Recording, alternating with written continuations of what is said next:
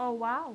Hey guys, it's Oswald Deer again, and as you can see, my eye color changed. And you can't see it very well because I'm actually holding my camera up on a box, but you can see right here, the inner lining of my ears also changed too. Well, it's because I don't actually own the rights to this character, so I went ahead and made some modifications myself. Like I did these eyes actually today, and I fixed him up as best as I could. So this is my first attempt at repairing a fursuit, so please don't get too mad at me if it doesn't look very good. So the reason why Storm's not out today is because he's actually shedding, and if you know anything about lizards, is they don't like being touched when they're being a little rude and shedding their skin. So anyway, let's go on to today's topic. I was thinking, and I immediately ran out of ideas, so what I thought of was sharing some of my work horror stories. Now, for you guys that don't know, I work at a grocery store, and for my privacy, I won't say which one, but it's one that's it's pretty cool.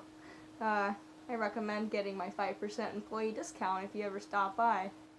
But anyway, I work at a grocery store, and the part of town that I live in has some very specific kinds of people, and honestly, it's either really rude people or really stingy people. Like, I just wanted to share a few stories that I have experienced because I've been working at this store for over a year now, and this is my first job. I'm actually moving jobs in the next few weeks, and I am working at Chuck E. Cheese soon. So first we're going to start off with the one time that my manager got in a fight with somebody over stealing a single chicken breast. So first we're going to start off with the one time that my manager got in a fight with somebody over stealing a single chicken breast. Now, for the sake of privacy, we'll call my manager Benny. And Benny is this big, tall Latino dude, and he's really muscular. My store is next to a gym, and everyone besides me has a gym membership there. But anyway, Benny, it was about 9:30 at night, and our store closes at 10. And Benny was walking around trying to shoo people out of the store so we could all go home. And this lady tries to walk out of our store with a giant bag of chicken breasts. And they're like laptop size, they're huge. And she just tries to walk out of the store with it.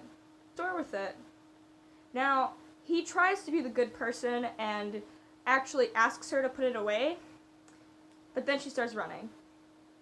And I was working the cashier closest to where this was happening, so I got a front view of everything.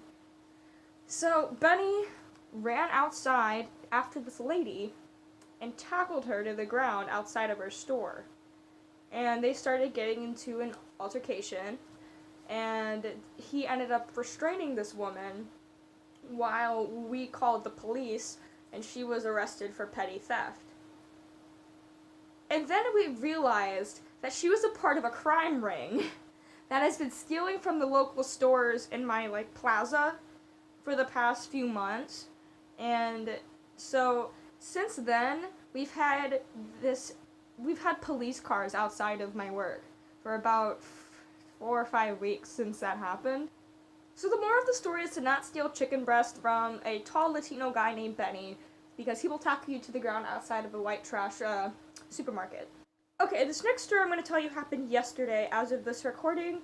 It's pretty interesting. So, for those of you that don't know, the part of Florida that I live in is quite nice, but we get the occasional soccer mom that comes into our store, and these people are insane.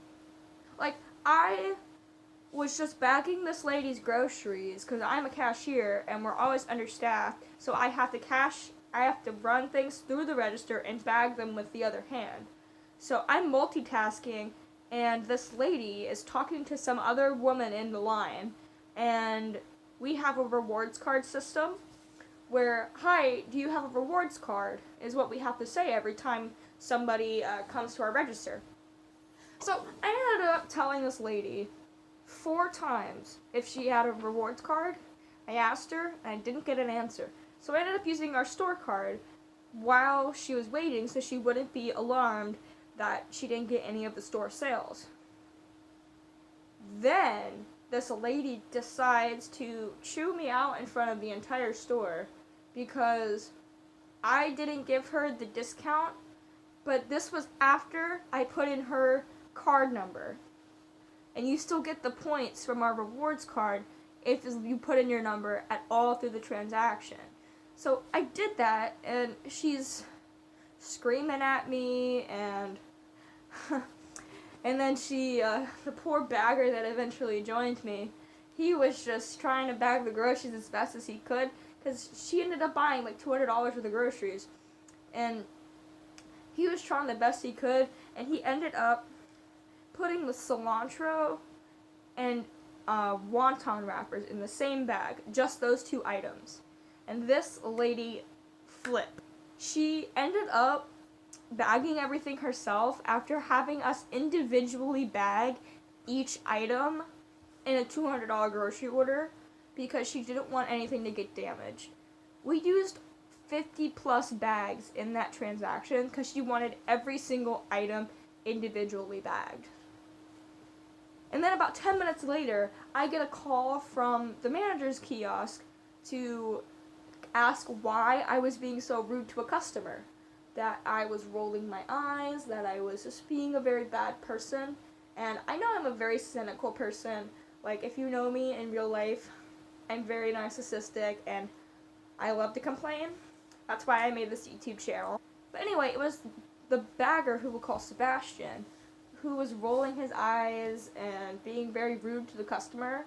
But because my name is on the receipt, because the cashier's name is always printed at the bottom of the receipt, I'm the one who got a write-up.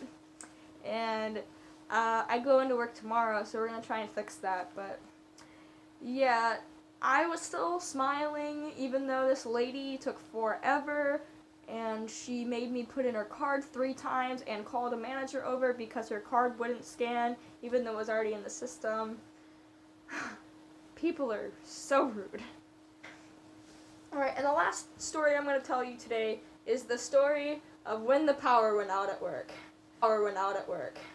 So, since I work at a grocery store, we have a lot of frozen and chilled foods like produce and seafood, and the rule for grocery stores everywhere by the FDA is you have to have, if there's an hour without power, everything has to be thrown away. That's thousands of dollars that our store will lose if we lose power for longer than 1 hour. So there was a huge accident at the stoplight in front of the plaza that I work in. And this cut the power to the entire plaza. That's about 15 stores. And it was about, I want to say, 45 minutes that the power was out, that we had to escort everyone out of the store, and the employees were all guarding the front to make sure no one else came in. And our manager, it's the same guy, Benny. Benny comes up and says, everyone, there's 8 of us, because this is the closing shift. Benny comes up and makes everyone take every single product that is refrigerated and throw it in the produce freezer. And of course, I got stuck with putting the watermelons and the cantaloupes in a basket and putting it in the freezer. Well, right as I finished putting all of the cantaloupes and the watermelons in a shopping cart, which filled the shopping cart completely, the power turns back on. And then we had to put everything back out. So once we put everything back out, things were fine for about 10 minutes. People walked in and started to shop again, and the power goes out again. So what we have to do is put everything back in the freezer. And as we are halfway done putting things back in the freezer, the power turns on again. And this time it is about 9:50 and our store closes at 10, and I haven't had a break in about 9 hours, which is illegal for someone my age. But I haven't had a break because our union it's a mandatory 4 hours, but I hadn't had a break in 9, so they got fined for that one. So we ended up taking all of the carts from the back room again and putting everything back out. And this one guy who's in charge of the produce section ends up walking out, so I have to do his job for him. So it's me and another cashier. We are putting everything back, from like those little bags of salad to every single type of apple that you can think of that we sell, in their spots. You know how tedious it is to separate Honeycrisp apples and Red Delicious apples and Fuji apples? There's a lot of brands of apples. And then everyone finishes, and I'm stuck with the parsley. Now let me tell you about the parsley. So, you know how close cilantro and parsley look to each other? Well, someone decided to put the parsley and the cilantro in one shopping cart without sorting them, so I had to individually determine which was parsley and which was cilantro and put it in their spots. And it's not like they were like half of the cart was parsley, half of it was cilantro. No, they were all mixed up, and it was just a mess. So I ended up just sliding it back for the morning shift. Sorry, guys. So we think we're all done, and Benny comes up and is like, "Hey, you missed the entire seafood section." So all of us just run back there and throw everything in one big pile, and we don't move the name tags, and then we just bounce as quickly as possible. But this is like 11:30 at night. Like, my shift ended like 2 hours before this, but I had to stay to put everything away because we suck.